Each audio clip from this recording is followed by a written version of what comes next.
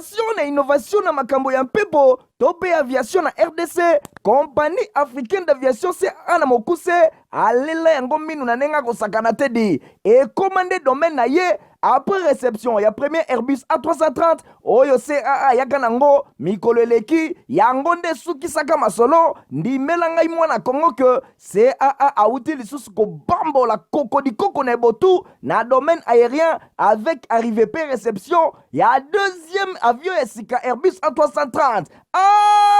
Airbus A330 deuxième frappe yango yo ya mokwake na mapate RDC ya boebondi melangai ke mon côté na terrain po ezala nanu te ekomi lelo ntimba na nzuzi veut dire mapasa Airbus A330 ba avion ya mokwake ya liboso eyaka yango yo bozwa lix eza nango neti soki omatio kita na ote po confort nango eza na ba angle nyonso kobanda na bakiti na couloir na first class na classe économique et bongo bozo ya mibale yango yo nyonso eza na excellence pe noblesse moko hors pair boyeba pe bosimba ke Airbus A330 eza ba marque ba avion oyo bomonaka na international ba compagnie aérienne de renom pe crédible nde basalelaka yango bokokuta yango na bamboka lokola Allemagne veut dire na Machaft pe ba pays européen ebele kutu batu ya bafaire pe mingi ya minene na monde mingi basalelaka yango po na kitoko pe bopeto na luxe na yango surtout mécanisme ya sécurité eza nango chaque siège ndenge kaka boza komona eza na mwa mini télé oyo kotalela bafilme ennui, fatigue, okotika la koyoka yango te USB na pointe pour na chargement ba téléphone tope ba utilité mosusu Airbus A330 ya mibale ya CAA ekomi eza na deux classes first class pour na bino ba grand monsieur na ba grande dame pe ba personnalité misusu ebele avec 36 sièges classe économique pe ezali po na bino bosalaka bafaire pe bato nyonso ba amoureux ba voyage avec 267 sièges mokoka sala voyage dans ba meilleures conditions ndenge nanu ezala te avec Airbus A330 ya mibale ya CAA avion ya sika oyo uti kokoma ekwei deja na mabele timba na nzuzi lelo mibale moko te na Congo bana Congo pe bapaya basepeli oui CAA mfumu na ba innovation deuxième avion Airbus A330 yango ekomi. Vendredi, Elam Nambote Nabino, merci pour vous aider à la télévision Nabino pour la colonne info lingala du journal. Il y a peuple pour le peuple, tout font la pour la Sabino Kenamokambemi. Il y a président, il y a Assemblée nationale Christophe Mbosonde, député national, va décider état de siège pour la 36e fois la province. Il y a Nord qui vous peine à Ituri. La plénière au Basala qui me jeudi 10 novembre. Héritier ma opinion à Pessimino, bas détail. Nabukambemi ya président Christophe Mbosonko Diampwanga baeli nationaux na plénière ya jeudi 10 novembre 2022 ba vota ki pour la 36e fois projet ya loi oyo ezali kolobela prorogation ya état de siège na une partie ya territoire ya République démocratique du Congo na total il y a 286 députés bazala qui présent na salle na plénière 284 ba vota ki oui PD ba vota ki non abstention ezala quitté natina wana projet ya loi oyo ezali kolobela autorisation ya prorogation ya état de siège dans la province ya Ituri pe ya Nord Kivu ezali voté ndenge Christophe Mbosonko Diampwanga alobaki avant bakisake projet oyo ekotinda mana Sénat pour l'examen ya mibale par motion d'ordre. Député Emery Okunji a sollicité que nos collègues Ulinae va engager débattre pour la question de la prorogation et état de siège pour une raison purement stratégique étant donné que circonstances y a guerre dans la partie est Yamboka et Zali Yango et que démoraliser va trouper dans front parce que quelques propos oyo ekoki ko bimana débat et koki ko sala mabe kasi avant ministre d'État ministre de la justice pe garde de sceaux a justifié qui pour la énième demande du gouvernement oyo na ndenge boye démarche oyo ezali exigence moko constitutionnelle oyo ezali ko trouver fondement na yango na ba disposition 44 alinéa 5 ya constitution ya le 18 février 2006 tel que modifié na mikolo oyo na terme ya disposition oyo ordonnance ezali ko proclamer état de siège to état d'urgence yango ezali ko tika de plein droit ezali ko produire ba effet nango n'expiration ya délai oyo ezali prévu na alinéa 3 présent article, à moins que l'Assemblée nationale peut Sénat na saisir président de la République na décision ya conseil des ministres pour autoriser prorogation ou yote na période successive il y a 15 jours pour na ministre d'État au cours ya dernière semaine oyo violence et mati sous na territoire ya Rutshuru na province ya Nord Kivu na raison ya affrontement makasi entre l'élément ba forces armées ya République démocratique du Congo et longo na terroristes ya M23 oyo bazali appuyé na Rwanda l'impulsion ya commandant suprême ya FARDC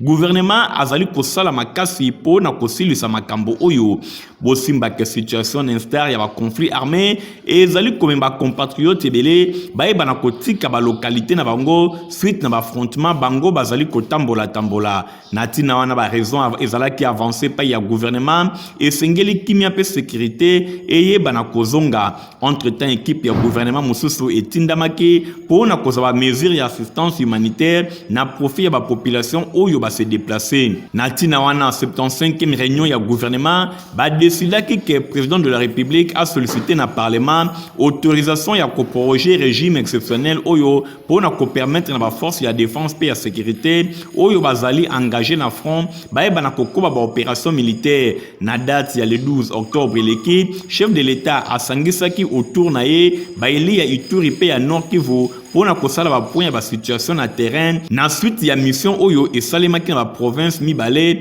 eza na état de siège et pas ya premier ministre pe quelques membres ya gouvernement pour na bokutani oyo batalisaki ke ba organiser na novembre table ronde oyo ekobenga ba société civile ba acteurs nyonso bazali concerné pour na ko lever option na tina wana instruction ya président de la République premier ministre a convoqué ki ba travaux préparatoires ya table ronde oyo ndenge ezalaki annoncé boye ba travaux oyo se déroulaki kobanda le 1er pe le 5 novembre 2022 ezwaki participation ya ba eli ba membre ba commission ya défense pe sécurité à parlement d'experts ya présidence ya primature pe quelques ministères longo na gouvernement ba gouverneur militaire ya Ituri pe ya Nord Kivu na kati na bango la police pe zalaki et longo na ba service ya sécurité na tina wana ba motif oyo nyonso etangami gouvernement a sollicité autorisation ya prorogation ya état de siège na province ya Ituri pe Nord Kivu. Ba professeur ya Inkingo basangana na lingomba na bango ya Pikine ba solliciter arbitrage ya président Mboso pona ko grave na ko lever grave na bango na tina wana nde ba yambamaki et pas ya président ya Assemblée nationale délégation ya Pikine ba kumbamaki et pas professeur David Lubo oyo azali bongo président ya Pikine héritier wa Pikine info de plus reportage. Président Christophe Mbosonko Diampwanga ayambaki délégation ba professeur pe ba cadre scientifique ya université ya Kinshasa iniki na Mokuse ba kambamaki na professeur David Lubo président ya Apikune na cadre ya dialogue social délégation oyo ba sollicitaki accompagnement ya numéro 1 ya chambre basse ya parlement pour na solution rapide ezwama pour que ba professeur baye bana kozongela nzela ya ba auditoire pour être depuis le 20 juillet eleki Apikine bango bazana grève ezali grève moko ezui mois temps mulai pe bango ba monaki ke esengeli kokuta na président ya Assemblée nationale pour na ko solliciter accompagnement na ye enfin que solution eye bana kozwama natina wana professeur Charles Odiko porte-parole ya délégation ye alobi ba maîtriser dossier oyo numéro 1 ya chambre basse ya parlement ayoka ki message na bango pe alobi na bango ke akoluka solution na ngambo na bango ba professeur balobi bazali kozela geste ya bonne foi de la part ya exécutif national oyo et concrétiser ba promesse nyonso et salemi. Commission ya droit de l'homme ya Assemblée nationale ba auditionné ki ministre ya enseignement primaire pe secondaire mwana mboka Tony Mwaba pona koyeba mingi bolanda reportage oyo. Ministre Tony Mwaba ya EPST liboso ya commission ya droit de l'homme ba député nationaux ba membre ya commission ya droit de l'homme ba yokaki jeudi du novembre 2022 na salle de banquet ya palais du peuple. Ministre ya enseignement primaire secondaire pe technique Tony Mwaba ye ayaki pona kolobela makambo etali bekole ezalaki désactivé bekole ezali ko fonctionner sans arrêter mais likambo etali pe ya ba enseignants na ba institution bancaire pe ya ba nouvelle unité pe misusu ya ndenge na ndenge. Professeur Tony Mwaba Kazadi ye alobaki boye ezali bongo na cadre ya contrôle parlementaire abengamaki pona ko répondre ba préoccupation ya ba honorable député ba préoccupation et outil na base oyo ezali ko toucher ba désactivation ba école paye régulière ya ba enseignants ba école ezali ko fonctionner sans arrêter. Boye ba nouvelle unité paye na bango pe mécanisation ba passa qui ont revu ba problème nyonso oyo ezali ko toucher sous secteur ya EPST yango ezali ko constituer que ministre na occasion oyo atali sa commission ya Assemblée nationale ba effort nyonso oyo esalemi na niveau ya sous secteur en partant ya état de lieu na arrivé na bango pe lisusu ba moyen oyo esengeli bango ba ibana kozwa pona kosala mosala malamu. Tony Mwaba a profité ki na circonstance oyo pona ko solliciter ba moyens suffisants pour que et permettre EPST ba ibana ko régler ba problème oyo ezana secteur na bango. A solliciter que ce na autorité budgétaire à travers commission ya droit de l'homme na ba démarche oyo bazali ko viser activation ya ba ressources innovantes oyo ezali ko identifier na décret ya premier ministre de manière que ba ibana ko permettre que système éducatif congolais et bana ko kende au-delà ya budget oyo baye bana koza ba ressources mususu ya sika yango ekoya pona ko appuyer bango pona ko éviter makambo ya mabe et bana ko sala maté na secteur na ye. Ba député membre ya commission bango ba promettre appui moko ya makasi pona ko activer ba verrou nyonso oyo ekoki ko empêcher balobelaki pe caisse ya retraite ya ba enseignant ezala bongo activé. Boya zalaki brillant liboso ba eli ministre Tony Mwaba ye a remercié président ya commission professeur Simon Iyanano ba député oyo ba exhorté ministre aye bana kosala lisusu musala makasi bango balingi ke constitution ya mboka na biso ndenge ezali kolobela bana nyonso baza na droit na éducation kasi éducation ya qualité gratuité oui mais bango balingi gratuité ya qualité ndenge président ya commission ya droit de l'homme ya Assemblée nationale Simon Iyanano asukisaki. Nasima ya audition ya honorable Delice Sanga pe honorable Jean-Baptiste Kasekwa na commission oitama qui en place pour na ba émolument ya ba député parti politique en vol bazako senga rapport ya audition oyo ezana nous rendu public té reportage. Parti en vol, il y a Delice Sanga, bazali ko exiger na président ya Assemblée nationale Christophe Mbosonko Diampwanga a publié rapport ya audition ya ba député Sanga elongo na Kasekwa pour na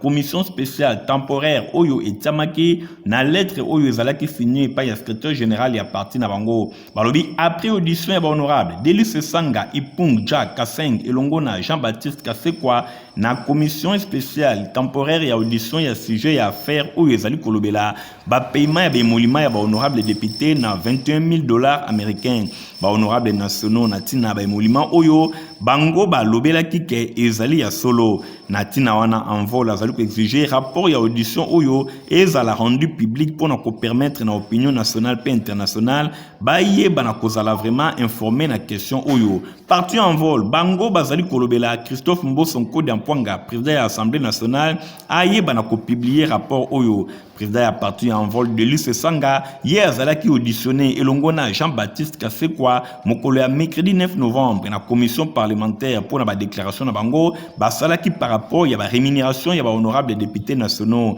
boena suka ya audience oyo Delice Sanga atelisaki liboso ba panze sango ke a déposé liboso ya commission ba élément nyonso ba preuve oyo ezali ko confirmer que député moko azali ko toucher $21,000 américains alobi a déposé ba élément nyonso ba preuve en rapport na ba déclaration oyo asalaki etikali na commission ayeba na ko concilier ba élément oyo ndenge Delice Sanga honorable député a affirmaki nyonso bandaki bosimba ke na message oyo ezalaki adressé pa ya peuple congolais mardi 30 août eleki et pa ya opposant Martin Fayulu ya lobi azalaki indigné pour apprendre que rémunération ba députés nationaux depuis janvier 2022 ezali na $21,000 américains par mois na violation flagrante ya loi budgétaire. Déclaration oyo et salaki ke ba député Sanga pe Kasekwa bayiba na ko réagir kasi ezalaki démenti et pa ya collectif ya ba députés nationaux ya 26 provinces ya République démocratique du Congo bango ba monaki yango mabe elongo na bureau ya Assemblée nationale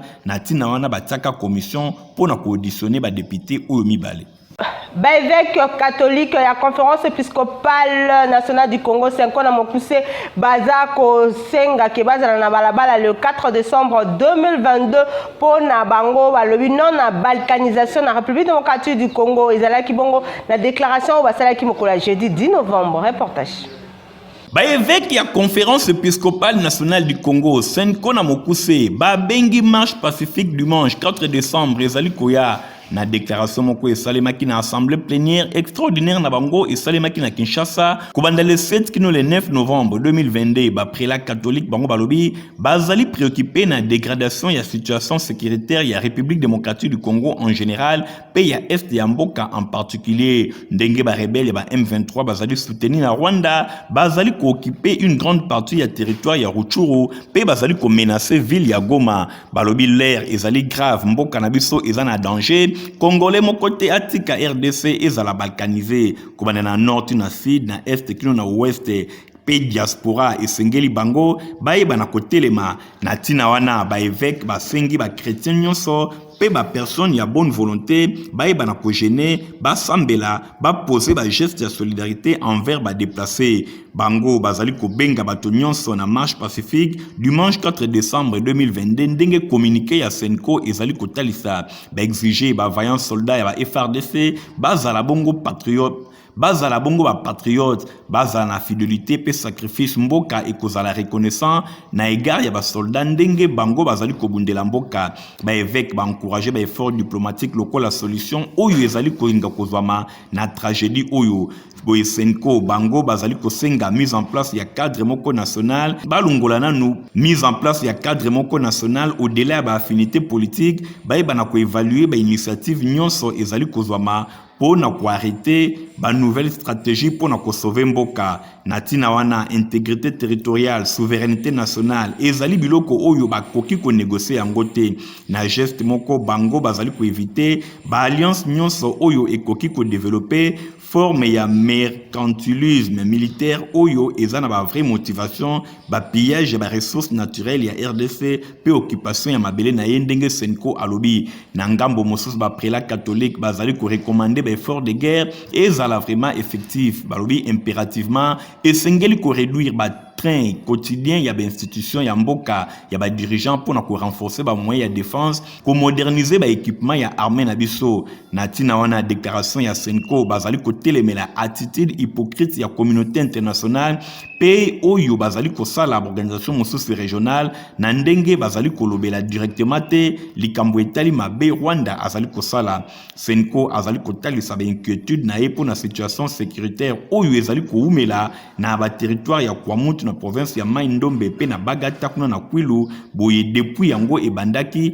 ekoki pe ko atteindre ba kwen mosusu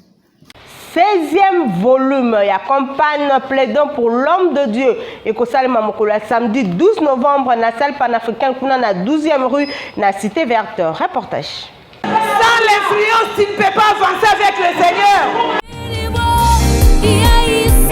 Hey, 16e volume ya campagne de prière plaidant ensemble pour l'homme de Dieu PEH de la Mokuse lisanga monene oyo ya mabondeli na tina ya basali na Nzambe ezali ko sepela 7 ans d'existence na bango pe 16e volume na mama na likambo etumbelo na Nzambe epai wapi basali na Nzambe bako defile pona koya kopasola pe kote ya sango malamu ya Yesu Kristu ba orateur ekozala bongo révérend apôtre Walo Muchenga Malachi référent pasteur Clément Kankonde pe hôte ya Milulu ezali bongo couple prophétique Osbi pe Maria Kayo wa Shamatumba bana na Nzambe likambo oyo etali mingi mingi basali na Nzambe epai wapi bobenga mibino nyonso mokolo ya samedi 12 novembre 2022 yoka bien samedi 12 novembre 2022 de 8h à 16h botuna ngai kozala wapi molulu kitoko oyo ekosalema na salle panafricaine na 12e rue cité verte arrêt boulangerie bas basali na nzambe bobenga mibino nyonso na campagne de prière oyo 16e volume epai wapi nkolo amimonisamaka na ndenge ya kosakana te awa ezande likambo ya mafuta yaka otondisa vase na yo boyei bolamu invisible qui opère sans douleur.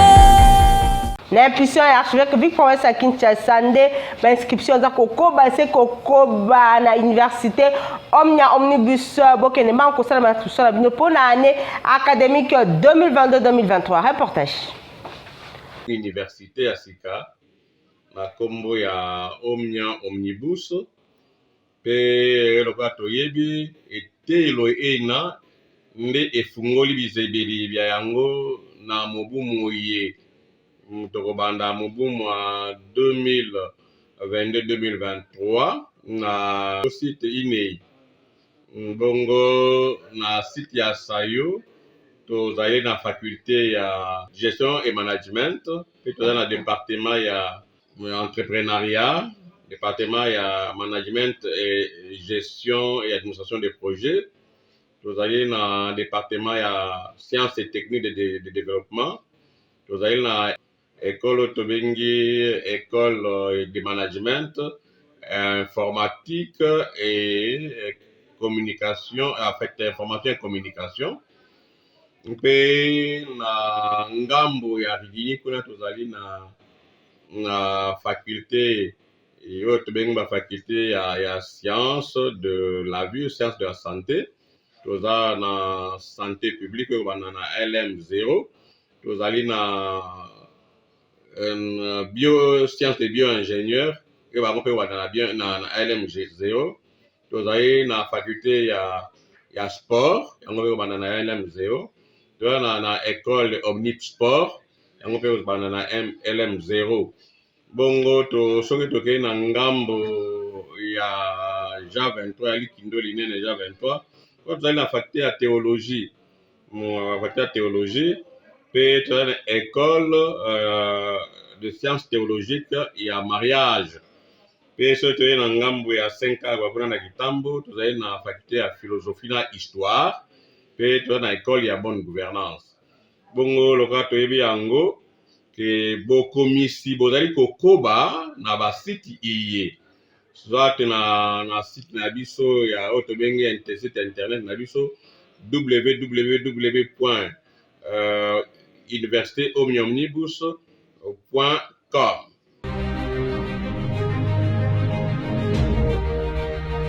Fondation Eric elongola mwana mboka Eric Mwamba baza kosunga ba congolais na makambo ndenge na ndenge surtout bana ya changu bolanda reportage oyo info ngale salili bino.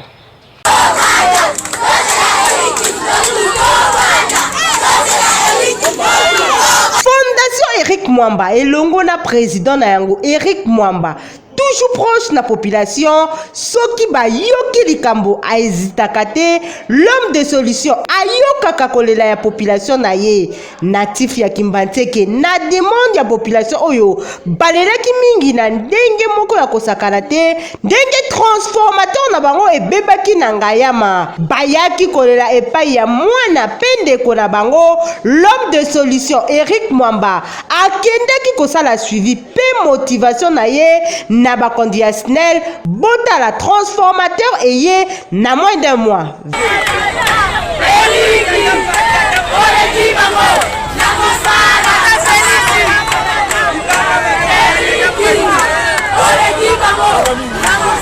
Population atondisamaki na esengo komona ke quartier Disasi Fumukento Ngapana pe misusu kozwa solution pe courant ezongi grâce ya Fondation Eric Mwamba. Tozalaki na problème à transfo tozomona bakabine mususu basala ba une année 2 ans sans transfo mais biso une semaine Eric Mwamba koti makamwango abundeli biso vraiment to sepeli transfo et lelo to pela eloko asali awa ayepo akabola mbongo te ayende kosunga biso eloko tokokaki te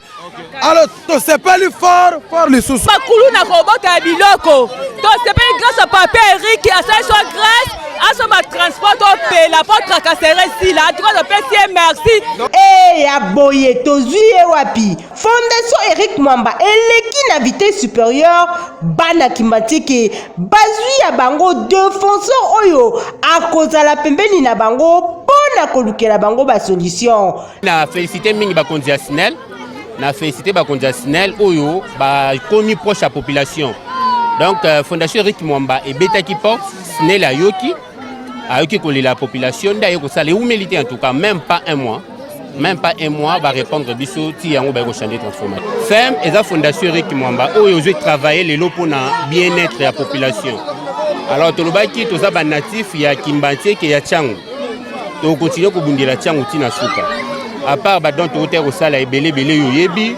to tonga ba pont to sala ba centre de formation ebele. Alors to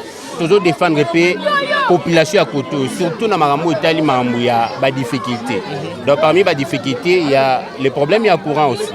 Eric Mwamba et Longona Fondation Naye baza vraiment na kaye mobimba ya doléance ya population ya Kimbanteke et l'axi que ayebi terrain malamu malembe ba problème ezobongwa na solution et Longona président ya Fondation Eric Mwamba. Poto malonga pona bana la bino za mongo protiva puis pe mukolo okoki na yo komela yango. Yena zoko ya bien. Bébé pro azoko ya bien po ayeka protiva. Bongo bébé ni pipi. C'est etumbana pota. Ndeko na mali comme moi ezole la makasi bo ezole kanti la balabala. Yeka boy ali ana pasi mwana oyo. Mwana ko ali la pasi te est-ce que biloko azoli oyo azo sepela nango? Tala bébé pro ye ali kaka protiva. Bandiku naza kupesa bino Jean-Pierre ya mwana oyo. Bébé pro banda kuma kuria ali kaka protiva. Butala ekola linai. Protiva kitoko na miso elengi na munoko misala na nzitu ya bana. Pona société ya santé ya bana esengeli bali ya potopoto protiva. Tala lelo yo bébé pro akoli malamu po ali ya potopoto protiva. Bina kuna chimakate.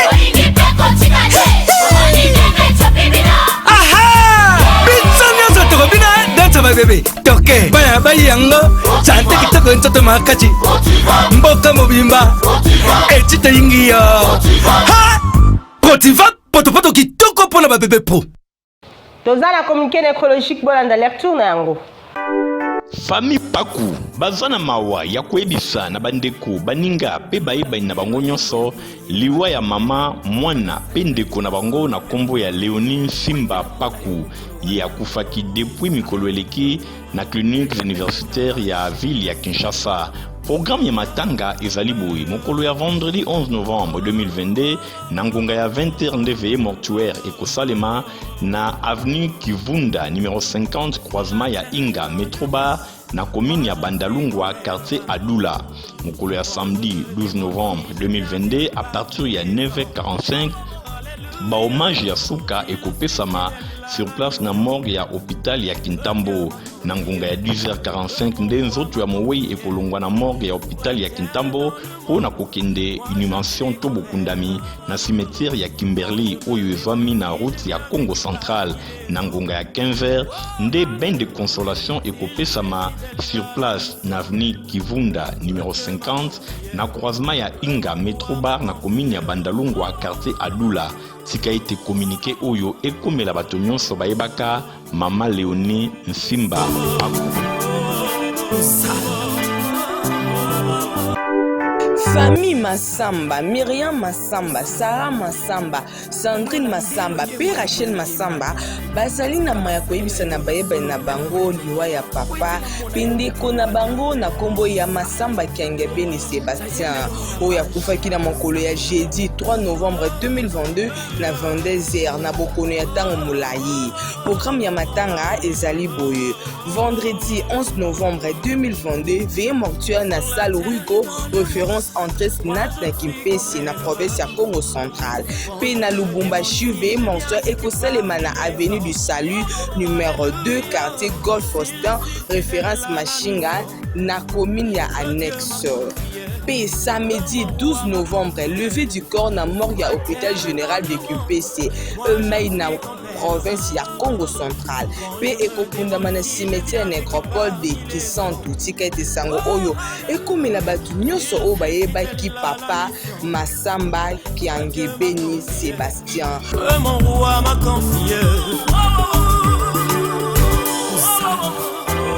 Bozalaki ebele pour la kolanda info lingala journal ya peu pour la peu sepelaki nango bisa merci na Fabrice Lundombi azaki na sima caméra azaki assisté na Alain Bouyala héritier mapindemi ya superviseur qui journal pe coordination ya Stéphane Skandenga na bino to bisa ne rendez-vous mikolo zali ko ya au revoir. Bozalaki ebele pour la kolanda info lingala journal ya peu pour la peu sepelaki nango bisa merci na Fabrice Lundombi azaki na sima caméra Pena montage, concours rédactionnel, il y a Nadine Nassona, héritier Mapinemi, à superviseur qui journal à coordonner qui en a minute pour nous rendez-vous. Mokolo ya lundi, lobby Mokolanda Bongo Nadine Nassona. Innovation na makambo ya mpepo tope aviation na RDC compagnie africaine d'aviation CA na mokuse alela yango minu na nenga kosakana tedi et commandé domaine na ye après réception ya premier Airbus A330 oyo CAA yaka nango mikolo eleki yango nde sukisaka masolo ndimela ngai mwana Kongo ke CAA auti lisusu ko bambola kokodi koko na botu na domaine aérien avec arrivée pe réception ya deuxième avion esika Airbus A330.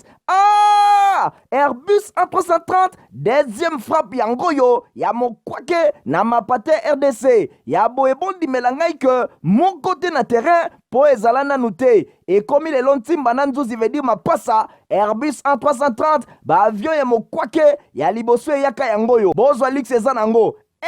neti soki omatio kita na ote po confort nango eza na ba angle nyonso kobanda na bakiti na couloir na first class na classe économique et bongo bozo ya mibale yango yo nyonso eza na excellence pe noblesse moko hors pair boyeba pe bosimba ke Airbus A330 eza ba marque ba avion oyo bomonaka na international ba compagnie aérienne de renom pe crédible nde basalelaka yango bokokuta yango na bamboka lokola Allemagne veut dire na Machaft pe ba pays européen ebele kutu batu ya baaffaire pe mingi ya minene na monde mingi basalelaka yango po na kitoko pe bopeto na luxe na yango surtout mécanisme ya sécurité eza nango chaque siège ndenge kaka boza komona eza na mwa mini télé oyo kotalela bafilme ennui, fatigue, okotika la koyoka yango te USB na pointe pour le chargement ba téléphone tope ba utilité mosusu Airbus A330 ya mibale ya CAA et komi eza na deux classes first class pour na bino ba grand monsieur na ba grande dame pe ba personnalité misusu ebele avec 36 sièges classe économique pe zali pour na bino bosalaka ba faire pe bato nyonso ba amoureux ba voyage avec 267 sièges mokoka sala voyage dans ba meilleures conditions ndenge nanu ezala te avec Airbus A330 ya mibale ya CAA avion ya sika oyo uti kokoma ekwei deja na mabele timba na nzuzi lelo mibale moko te na Congo bana Congo pe bapaya basepeli